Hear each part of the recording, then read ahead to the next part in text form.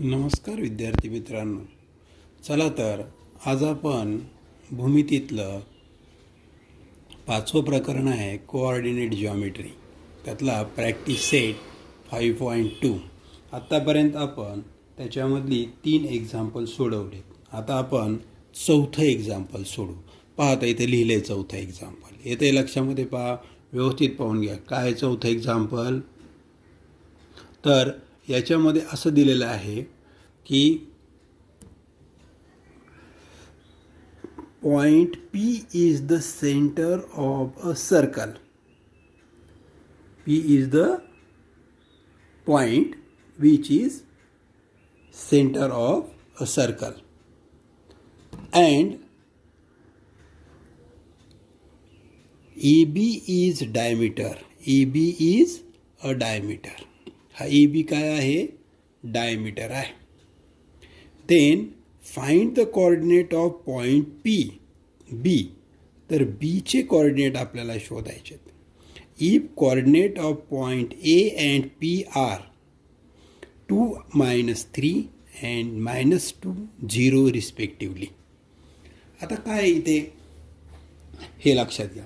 इथे तुम्हाला त्यांनी एक वर्तुळ दिलेलं आहे आणि त्या वर्तुळामध्ये हे सगळे काय केलेत? बिंदू दिलेले आहेत. काय आहेत? हे बिंदू वर्तुळाच्या व्यासावरती आहेत. हे लक्षात घ्या. कुठे आहेत? वर्तुळाच्या व्यासावरती आहेत. देअरफॉर आता काय होईल? मग सोडवताना काय करावं लागेल हे लक्षात घ्या.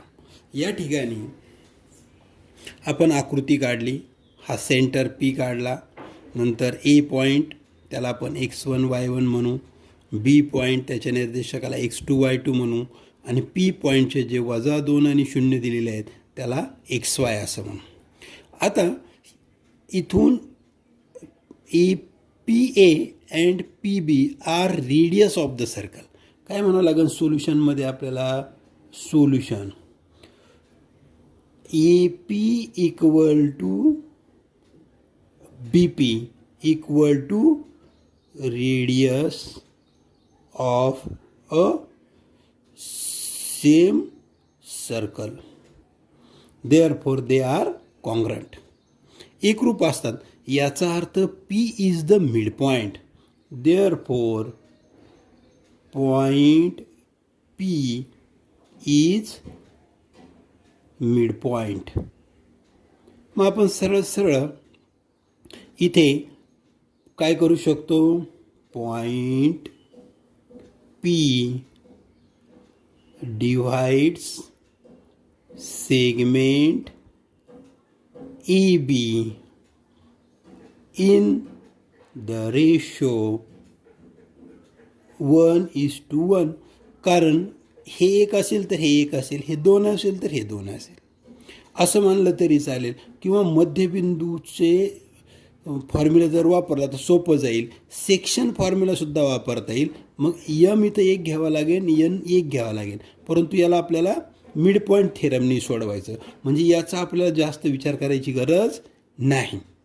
म्हणून आपण मिड पॉईंट थेरमने सोडू by using mid point formula. काय मिड पॉईंट फॉर्म्युला? एक्स निर्देशक जर तुम्हाला शोधायचा असेल या Pचा, तर मिड पॉईंट असतो x1 + x2/2 आणि दुसरा असतो y इक्वल टू, याचा y शोधायचा असेल तर y1 + y2/2 टाका किमती. आता x किती आहे इथे पहा, किती आहे x, किंवा ते इथे लिहून घ्या पहा. x1 किती आहे तुमचा? 2 दिसतोय. मग y1 किती आहे? -3. आणि इथे x किती आहे? -2. y किती आहे? 0. आणि आपल्याला हे x2 माहिती नाही आणि y2 सुद्धा माहिती नाही आहेत. बरोबर. आता असा फॉर्म्युला वापरला. आता इथे पाहून आपल्याला या किमती इथे याच्यामध्ये टाकायच्या, हे लक्षात घ्या. आता एक्सची किंमत किती आहे, ह्या पहा इथे एक्सची किंमत आहे, दिसलं -2.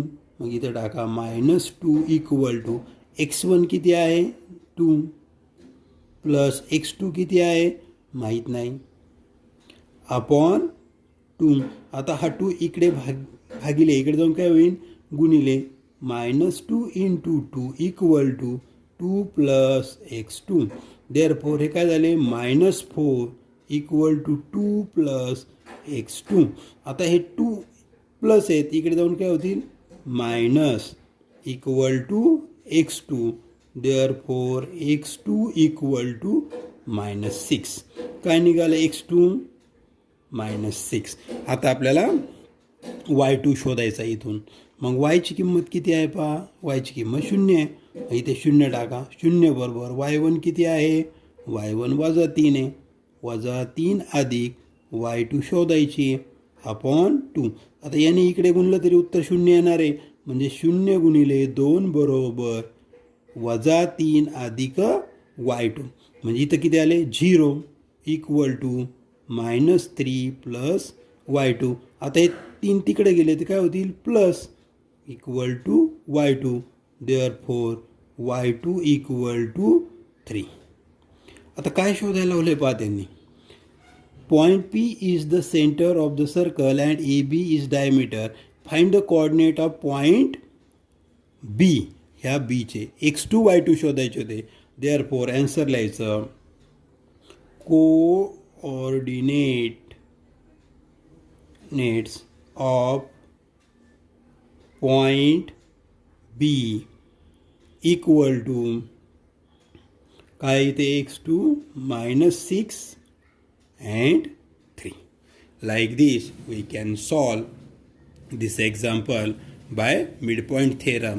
कारण P is the center of the circle and एकाच वर्तुळाच्या त्रिज्या इथून एवढी त्रिज्या आणि इथून त्रिज्या सारखीच असते. म्हणजे P is the midpoint of segment AB. Therefore we use midpoint formula. समजलं. आता आपल्याला पुढचं एक्झाम्पल सोडवायचं आहे 5वं एक्झाम्पल. आता पहा 5वं एक्झाम्पल काय आहे लक्ष द्या इकडे. आता हे पहा find the ratio in which point P कंसात K, Y divides the segment joining A 8 and 9 and B 1 and 2. Also find K. म्हणजे या ठिकाणी आपल्याला Kचीही किंमत काढायची. ह्या पॉईंटमधल्या Kची किंमत काढायची आणि अजून आपल्याला रेशोसुद्धा काढायचा आहे. मग काय काढायचं ते लिहिलं पहा. Find ratio m/n equal to question mark and K equal to question mark. मग फिगर काढली आपण. ए आणि बी हे पहा ए आणि बी हा सेगमेंट काढला आणि P बिंदू इथे कुठेतरी मध्ये आहे. मग P बिंदूचे निर्देशक लिहिलेत आपण. इथे 7 आहे वाटतं ना. इथं K7 आहे. इथे पहा काय इथे 7 आहे. हे Pचे पॉईंट आहेत पहा बरोबर. नंतर हे Aचे पॉईंट आहेत हे Bचे पॉईंट आहेत आणि हा P बिंदू divide segment AB in a ratio m:n या प्रमाणात असतो. मग पहिल्यांदा आपण m/n हे काढू म्हणजे रेशो काढू. काय काढू रेशो काढू बाय युजिंग सेक्शन फॉर्म्युला. मग यांना काय म्हणणार तुम्ही x1 y1 हे पहा x1 y1 8 आणि 9 x2 y2 1 आणि 2 आणि याला काय म्हणणार आपण x म्हणजे K आणि y म्हणजे 7. आले लक्षात. आता जर हे 2 फॉर्म्युले आहेत पहा सेक्शन फॉर्म्युले. मग ह्या 2 फॉर्म्युल्यापैकी आपण समजा हा फॉर्म्युला वापरला तर इथं आपल्याला m माहिती नाही nही माहिती नाही खालचं m प्लस nही माहिती नाही आणि xसुद्धा माहिती नाही कारण x इक्वल टू K दिलेलं आहे. म्हणजे हा फॉर्म्युला वापरून चालणार नाही. म्हणून आपण ह्या बिंदूतला y दिलेला आहे पहा 7 बरोबर. y जर 7 दिलेला आहे तर मग आपण yचा फॉर्म्युला वापरू section formula. Therefore by using section formula y equal to m y2 plus n y1 upon M plus n हा फॉर्म्युला वापरावा लागेल. आपल्याला रेशो फाइंड करायचा आहे पहिल्यांदा. म्हणून देअरफॉर आता वायची किंमत किती आहे पहा, इथे हे पहा वायची किंमत किती आहे 7, इथे 7 टाका. बरोबर यम तुम्हाला माहिती नाही आहे, y2 तुम्हाला माहिती आहे, y2 किती आहे 2 अधिक यन माहिती नाही आहे, y1 किती आहे 9 छेद यम प्लस यनही तुम्हाला माहिती नाही. आता याला इकडे नेऊ आपण, काय करू याला इकडे घेऊ. मग काय होईल 7 इंटू यम प्लस यन आणि इकडे येईल 2m प्लस 2n. याने याला गुणून घेऊ आतमध्ये 7m plus 7n equal to 2m plus 9n. आता यम आणि यन जवळजवळ घेऊ. पहा यम आणि हा यम जवळजवळ घेऊ सजातीय पदे. मग काय होईल 7m मायनस 2m म्हणजे हा यम इकडे आला इक्वल टू 9n राहिला इकडे आणि हे तिकडे गेले तर काय झाले मायनस 7n. आता काय राहिलं यांची वजाबाकी केली तर 5m इक्वल टू 9 7 गेले 2n. आता आपल्याला काय करायचं यम अपॉन यन पाहिजे. मग यन इकडे गुणिले तर इकडे येऊन काय होईल भागिले होईल. इकडे काय राहतील हे 2. आता 5 इकडे यमला गुणिले तर इकडे काय होईल भागिले होईल. Therefore m is to n equal to 2/5. म्हणजे आपला आधी काय काढला आपण रेशो काढला. काय काढला रेशो काढला. हा फॉर्म्युला का वापरला नाही आपण, कारण इथं एक्सची किंमत दिलेली नाही म्हणून वायचा फॉर्म्युला आपण वापरला सेक्शन फॉर्म्युला. ठीक आहे. आता याच्यानंतर काय शोधायचं आपल्याला केची किंमत शोधायची. कशाची किंमत शोधायची केची किंमत शोधायची. आता आपल्याकडे हे आहे म्हणजे आपण सेक्शन फॉर्म्युला वापरू शकतो. कोणता एक्स, कारण आपल्याला के शोधायचा ना, K is X. X equal to M x2 plus N x1 upon M plus N. आता टाका एक्सची किंमत काय आहे तुमची इथे के. मग के इक्वल टू इथे यमची किंमत किती आली आपली 2 कंसात x2 किती आहे आपला x2 आहे 1. x2 किती आला आहे x2 x1 x2 हां बरोबर 1 आहे प्लस यन किती आला आहे आपला 5. x1 किती आहे आता x1 आहे 8. हा x1 असतो हा x2 असतो अपॉन यम प्लस यम म्हणजे 2 प्लस 5. आता सोडवा. देअरफॉर के इक्वल टू सगळ्या किमती आता 2 1 जा 2 प्लस 5 8 जा 8 पंचे 40 आणि 5 आणि 2 7 म्हणजे K equal to 42 upon 7. Therefore K equal to 7 5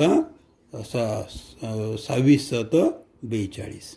किती झाले 26 7 42. ही आली केची किंमत. आणि आला रेशो.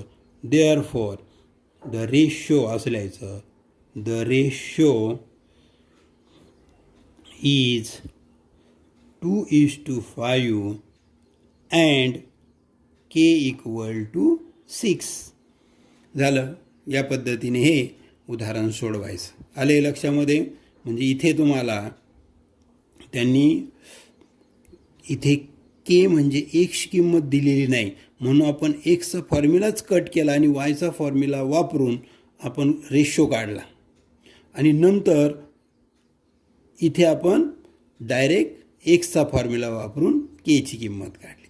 म्हणजे केची किंमत काढण्यासाठी एक्सचा फॉर्म्युला वापरायचा आणि इथे वायची किंमत दिलेली आहे आणि रेशो काढायचा आहे म्हणून आपण काय केलं याचं वायचा फॉर्म्युला वापरला. हा लक्षात. म्हणजे आपलं आता यातलं प्रॅक्टिस सेट 5.2 मधलं 4थं आणि 5वं एक्झाम्पल झालं. आता आपण पुढच्या एक्झाम्पल आहे 4थं आणि 5वं झालं. आता पुढच्या एक्झाम्पलकडे जाऊ आपण. कितवं एक्झाम्पल घ्यायचं आता आपल्याला 9th एक्झाम्पल घ्यायचं. किती घ्यायचं 9वं एक्झाम्पल घ्यायचं. आता 9th एक्झाम्पल पहा काय इथं लिहिलं आहे, लक्ष द्या आता. ए पॉईंटचे निर्देशक दिलेले आहेत एच -6, बीचे दिलेत 2 3 अँड सीचे दिलेत -6 and K are the coordinate of vertices of a triangle whose centroid is G, आणि सेंट्रॉइडचेही पॉईंट दिलेले आहेत 1 and 5. Find H and K. तर यातला एचही शोधायचा आपल्याला आणि हा केही शोधायचा आहे आपल्याला. येते लक्षात. आता इथे आपल्याला कोणता फॉर्म्युला वापरावा लागेल, तर पहिलं आपल्याला सोल्युशनमध्ये दिलेल्या गोष्टी लिहाव्या लागतील. म्हणजे पॉईंट ए काय आपला H,6, नंतर बी काय आपला 2 3 आणि सी काय आहे -6 अँड के, आणि जीचे काय निर्देशक दिलेले आहेत आपल्याला 1 अँड 5. हा सेंट्रॉइड आहे. आता एक लक्षात घ्या की या ठिकाणी आपल्याला एच आणि के फाइंड आउट करायचं आहे. काय करायचं आहे, एच आणि के फाइंड आउट करायचा. मग आता सेंट्रॉइड दिला, याचा अर्थ सेंट्रॉइडचा फॉर्म्युला वापरावा लागेल. मग बाय यूजिंग सेंट्रॉइड फॉर्म्युला. मग एक्स काढण्यासाठी काय फॉर्म्युला वापरतो आपण, याच्यामध्ये सेंट्रॉइडमध्ये x1 + x2 + x3 अपॉन 3. आता एक लक्षात घ्या की इथे हा x1 किती आहे एच आहे आणि y1 किती आहे -6 आहे. इथे x2 किती आहे 2 आहे आणि y2 किती आहे 3 आहे. इथे x3 किती आहे -6 आहे आणि y3 किती आहे के आहे. हे लक्षात घ्या. आणि x किती आहे 1 आणि y किती आहे 5. ह्या गोष्टी आपल्याला आधी माहिती पाहिजेत. मग आता एक्सची किंमत किती आहे आपली इथे 1. मग इथे टाका 1 = x1 किती आहे x1 एच आहे प्लस x2 किती आहे 2 आहे प्लस x3 किती आहे -6 आहे अपॉन 3. सोडवा आता 1 = H plus 2 plus minus -6 upon 3. 1 = H, आता हे करून घ्या -2 -6 आणि +2 म्हणजे -4 अपॉन 3. आता 3 इकडे घेऊ. 3 × 1 = एच -4 म्हणजे इतर 3 = एच -4. आता हे 4 तिकडे नेऊ आपण, तर हे काय होतील प्लस होतील = एच. Therefore H = 7. किती आला एच 7 आला. बरोबर. अजून काय शोधायचं आपल्याला, यातला आपल्याला के शोधायचा आहे. बरोबर आहे की नाही. मग आता दुसरीकडून दुसरा फॉर्म्युला वापरू आपल्याला वायचा. मग y = y1 + y2 + y3 upon 3. वायची किंमत किती आहे आपली 5. इथे टाका 5 = y1 किती आहे -6 प्लस y2 किती आहे 3 प्लस y3 किती आहे के अपॉन 3. मग 5 बरोबर -6 अधिक 3 म्हणजे -3 अधिक के छेद 3. आता 3 इकडे आले तर गुणिले होतील 5 त्रिक 15 होतील. ते -3 अधिक के म्हणजे 15 बरोबर -3 अधिक के. आता 3 इकडे नेऊ, वजाचे अधिक होतील 15 अधिक 3 बरोबर के. देअरफॉर के = 18. म्हणजे आपण एच आणि केच्या किमती काढल्या आणि मग खाली आन्सर लिहायचं. देअरफॉर एच = 7 अँड के = 18. समजलं. याच्यात सेंट्रॉइडचा फॉर्म्युला वापरा म्हणजे उदाहरण तुम्हाला सोडवता येईल. चला तर आता त्याच्या पुढचं एक्झाम्पल म्हणजे 11th नंबरचं. आता या ठिकाणी काय होतं की इथे तुम्हाला याचे 4 इक्वल पार्ट करायचे आहेत. पहा, if A B is given, A आणि बी दिलेला आहे, ए आणि बी दिलेला आहे आपल्याला, is given find the coordinate of the points which divide segment A B into 4 equal parts. 4 भागामध्ये त्या ए बीचं काय केलं त्यांनी, इक्वल पार्ट केलेत. हे सगळे पार्ट काय आहेत, इक्वल आहेत. म्हणून आपण काय लिहिणार सोल्युशनमध्ये लिहिणार A P equal to P Q equal to Q R equal to R B. हे गिवन आहे आपल्याला, कारण ते काय म्हणतात वरती 4 पार्ट्स आर इक्वल. आणि इथे ए पॉईंट दिलेला आहे -14 -10 आणि बी पॉईंट दिला आहे तुम्हाला 6 -2. मग आता काय करू आपण, यांना नावे देऊ इथे. आता एक लक्षात घ्या की आपल्याला याचं यम आणि यन माहिती नाही आहे रेशो, तो आपल्याला आधी शोधावा लागेल. मग समजा आपण एवढाच एक भाग घेतला, किती घेतला, एक भाग घेतला, तर उरले किती, हे 4 भाग उरले. म्हणजे एकाच 4 भाग उरले. म्हणजे P divides line segment E B in the ratio 1:4. परंतु हे 1:4 येतं कसं, तर ते असं येतं. इकडे लक्ष द्या. आता हा ई पी डिव्हायडेड बाय, आता ए पीला हे काय होईल, पी बी डिव्हायडेड होईल पी बी.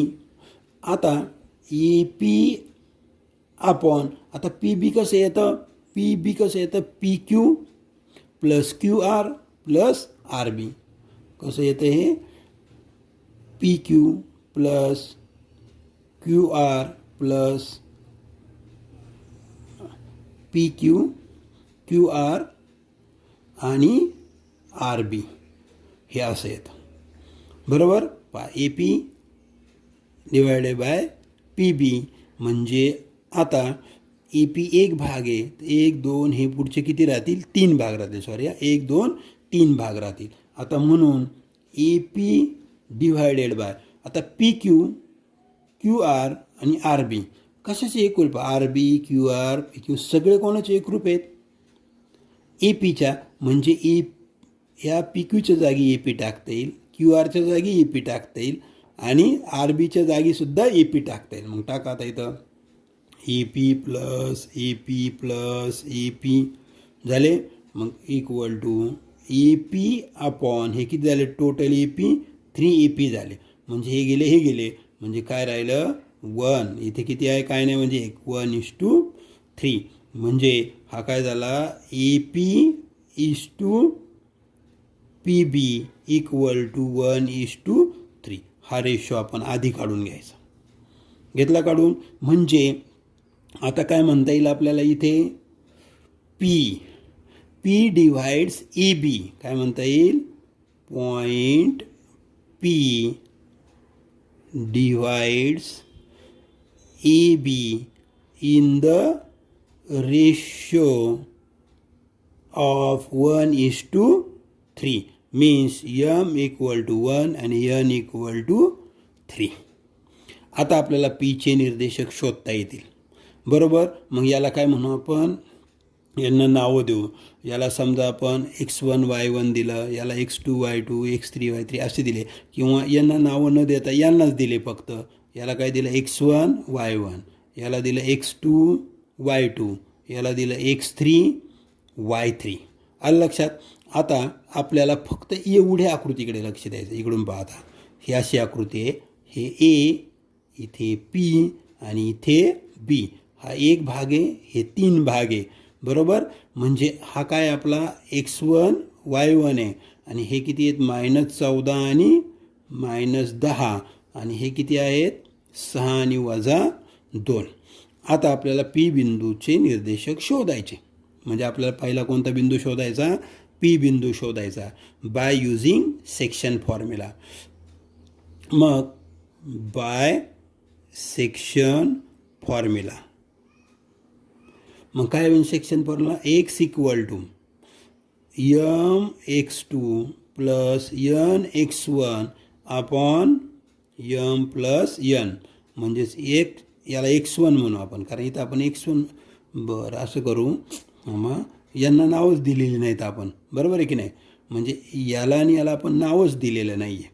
म्हणजे डायरेक्ट आपण काय करू, x2 - x1 असं करू.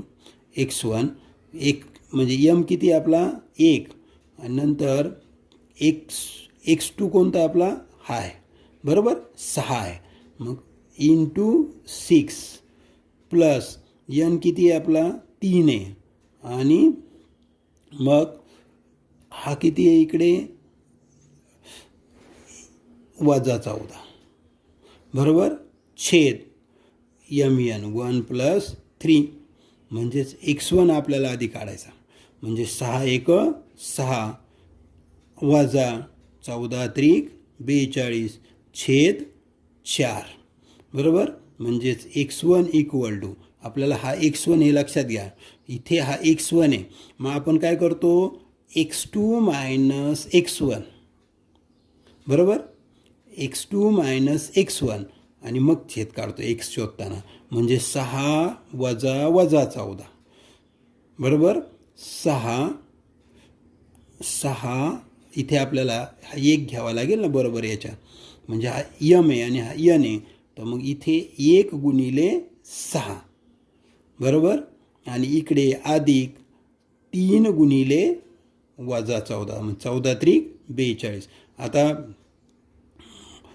6 वजा करा याच्यातनं बरोबर तर हे किती येईल 36 वजा 36 छेद 4 x1 इक्वल टू आता 9 चौक 36 म्हणजे x1 किती आला आपला 9 आला आता आपल्याला y1 शोधायचा y1ला परत काय करणार तुम्ही हे म्हणजे इथे आपण x2 वापरतो तो इथे काय वापरणार आपण y2 वापरणार y2 किती आहे आपला 1 आहे गुणिले y2 किती आहे -2 आहे अधिक नंतर काय करणार आपण 3 इंटू हे वापरणार -10 अपॉन m+n म्हणजेच 1+3 ठीक आहे मग आता -2 इथे -30 छेद 3 म्हणजे किती आले -32/3 पहा परत 1 गुणिले -2 अधिक 3 गुणिले -10 म्हणजे इथं झालं -2 इथं झाले -10 त्रिक 30 32 झाले म्हणजे इथे 3 आणि 1 इथे 4 झाले इथे किती झाले हे 4 इथे किती झाले 4 याचा अर्थ आता इथं असं होईल -32/4 म्हणजे -8 किती आलं इथे y1 आलं म्हणजे आपल्याला पी बिंदूचे निर्देशक मिळाले पहा पी बिंदूचे निर्देशक काय मिळाले आपल्याला एक मिळाला -9 दुसरा मिळाला -8 आता हे या बिंदूचे निर्देशक मिळाले आपल्याला -9 आणि -8 आता इकडे लक्ष द्या हा जो बिंदू आहे आता इथून 1 2 आणि 3 भाग मग आता आपण पी बिंदूचे निर्देशक काढले तसंच आपण काय करू शकतो इथून आपण जर पाहिलं तर क्यू कुठे आहे ॲट द सेंटर आहे बरोबर इकडे 2 भाग आहेत इकडे 2 भाग आहेत म्हणजे क्यू बिंदू हा मिड पॉईंट थेरमने तुम्हाला सोडवता येईल बरोबर मग आपण पुढचा सोडवू आता क्यू बिंदू आता क्यू बिंदू कसा सोडवायचा लक्ष द्या क्यू बिंदू क्यू इक्वल टू काय दिलेलं आहे आपल्याला त्यांनी x2 y2 त्याला मानलं आहे आपण काय मानलं आहे x2 y2 मग मध्यबिंदूच्या निर्देशकानुसार याला सोडवायचं मग याची एक आकृती काढून घेऊ म्हणजे लक्षात येईल पहा आता समजा इथे कोणता बिंदू आहे हा मध्यबिंदू कोणाचा आहे याचा आणि याचा मध्यबिंदू ह्या बरोबर ए आणि बीचा मध्यबिंदू आहे मग ए आणि बी तर आपल्याला माहिती आहेत बरोबर म्हणजे इथे ए आणि इथे बी आणि क्यू इथे मध्येच आहे बरोबर मग याचे निर्देशक आपल्याला माहिती आहेत हा x1 हा y1 आणि हा x2 हा y2 आणि याला आपण x2 y2 मानू म्हणजे आता सोडवायचं कसं पहा लक्ष द्या x निर्देशक काढताना x1 प्लस x2 म्हणजे x1 प्लस x2 करा म्हणजे -14 अधिक 6 छेद 2 म्हणजेच x बरोबर 14तून 6 गेले किती राहिले 8 8 छेद 2 म्हणजेच x इक्वल टू -4 म्हणजे हा आपला x2 आला. काय आला? x2. तसंच y2 काढा. y2 equal to y1 plus y2 upon 2. मग आता किमती टाका. y2 इक्वल टू y1 हाय -10 अधिक -2 छेद 2 म्हणजे y2 इक्वल टू -10 -2 छेद 2. y2 इक्वल टू -12 छेद 2 म्हणजे y2 इक्वल टू -6. म्हणजे आता क्यूचे निर्देशक काय आले तुमचे? क्यूचे एक आला -4 आणि दुसरा आला -6. म्हणजे इथले बिंदूचे निर्देशक आपल्याला मिळाले -4 -6. आता हे सगळे मिळाले. हा माहिती, फक्त हा माहिती नाही. तर क्यू आणि आरचा हा मध्यबिंदू आहे, बरोबर का? क्यू आणि बीचा आर हा काय आहे? मध्यबिंदू आहे. आता हे दोन्ही पॉईंट तुम्हाला माहिती आहेत. म्हणजे x1 अधिक x2 अपॉन 2 आणि y1 प्लस y2 अपॉन 2 ने याचे निर्देशक आपल्याला काढता येतील. या पद्धतीने 11 उदाहरण सोडवा. त्याच पद्धतीने 12वं हे उदाहरण आहे. ते काय अवघड नाही आहे. आता प्रॅक्टिस करा आणि सर्व 5.5 हा संपलेला आहे. बेस्ट लक.